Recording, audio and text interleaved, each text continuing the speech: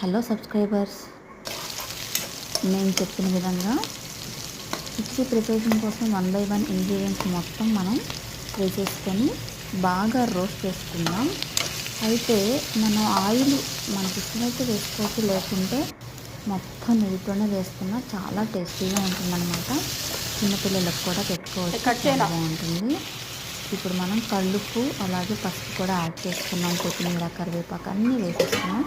అది రోస్ట్ అయ్యి రెడీగా ఉంది. ఇప్పుడు మనం కుక్కర్లో కాబట్టి కుక్కర్లో 1కి 2 పోసి ఎసురు నీళ్ళు పోసుకొని మన రోస్ట్ అయిన కిచిడి ప్రాసెస్ మొత్తాన్ని దీంట్లోకి లాగేసి మన రైస్ కుక్కర్ని ఆన్ చేసుకుందామండి. చూడండి, ఆల్రెడీ మన తాలింపు అంతా వేగిపోయింది.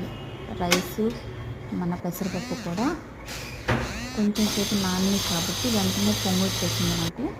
సో మూత పెట్టాం కాబట్టి అయిపోయింది. 5 minutesలో మెతుకంతా ఇలా పొడి పొడిగా అయిపోయి వాటర్ అంతా ఇంక చక్కగా ఉడికిపోయింది అనమాట. దీంట్లో మనం కొంచెం కందిపొడి కానీ ఏమన్నా వేసుకొని నెయ్యి యాడ్ చేసుకొని తిన్నామంటే ఆహా అనాల్సిందేనండి.